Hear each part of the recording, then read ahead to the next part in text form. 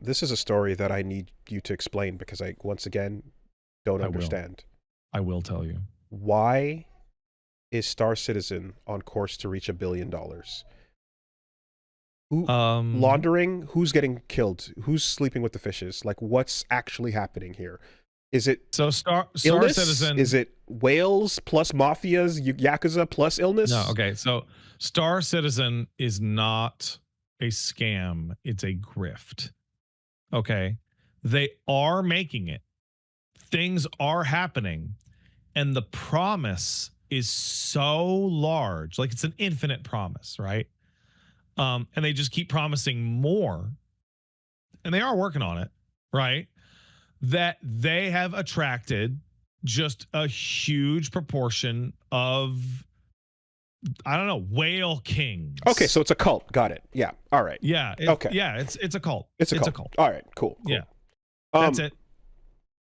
Because and guy with functionally infinite cash reserves who kicked in 50 grand on Star Citizen comes back 2 years and finds out that more of the game has been made, kicks in another 50 grand. Like, that's it. Please, smash cut to the C-suite of all of these studios we were just describing going, well, they can get a cult. Why can't we get a cult? as long as they keep working on it enough to put out something every 6 months to 18 months, it's not a scam because it's not done.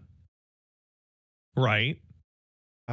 As long as they keep working on it. You didn't get ripped off. It's just not finished.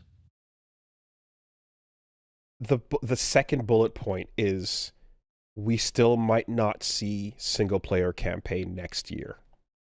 Oh yeah, no, that's been every year for I don't know how many year.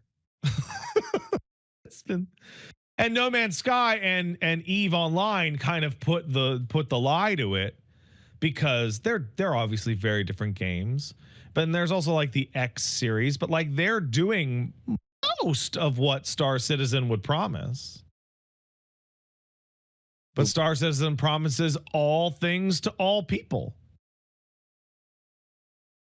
Ubisoft meeting like, we're currently exploring the cult space online and seeing how we can get into, you know, reaching into people's sense of life and salvation, and just getting their bank account hooked right up, actually.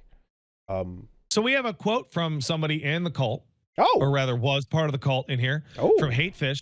Says, as somebody who kicked in $1,000 of my student finance money over 4-ish ships, the current version is not worth what I paid. Send help. Now, here's the thing. Hatefish used student finance money, which means he has a limited income, like a normal person, right?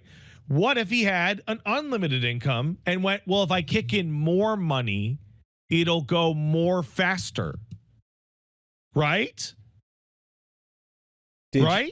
Did your girlfriend have to sleep with the team lead of Star Citizen? did you have to, the like, only way to achieve focus? Did you have to put your robes on before you started playing? Like, what? Yeah, no, Star Citizen's just an economic cult. It's just fin doming without getting an erection. Yeah, because like the thing is, I've already had moments where I've talked about there's certain games that come out as not Kickstarter projects, as Patreons. And like there's fighting games that are like projects that are on Patreon, for example. And I don't like that because there's no incentive from the person making the game to finish it. And it feels, and I experienced that firsthand, like trying to play some of these and going into like do episodes on them and stuff, where I was like, oh, there's a weird thing for like you're in or you're out, and like when you get in, you're not. It's not like, oh yeah, here you go, here's the build. It's like, no, you're on this list and you go through this curated thing, and they got to check to make sure that it clears before you get access to the build or whatever. And there's a couple of projects that have been in development for about 7, 8, 9 years in some cases that are just like, yeah, I never intend to finish this. Me getting this monthly payment from you is my income, and the project being done means this income stops. So why the fuck would I ever, you know? So I have a game that I can point at and be like, it's in beta, and I don't think they're ever going to come out of beta. And it's your friend and mine, friend of the show, Rebecca Ford's Warframe. Has been in open beta the whole fucking time. Do I think that beta tag is going to come off? Fuck no. Absolutely not. But that's the difference here. Why though? Yeah. Because if you would hop, because it's not done. Okay. That's it. But does that mean that like FF14 is not done because it's been updating constantly? So you want to get technical on what beta means? Is live service anything that is beta automatically because it's not done? So in FF14's case, you wouldn't call Dawn Trail beta because Dawn Trail 7.0 released feature complete.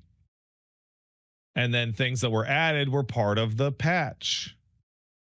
Right? Whereas Warframe's just a big old melange of it's changed, it's coming, this is a new thing. So when new things come to Warframe, it's still the same base game, but there's just new areas dropped into the base game. Oh, no, it's actually way more complicated than that. They've redone a lot. I think the reason why Warframe's labeled as open beta is so that they have the freedom to just do fucking whatever, man. Okay.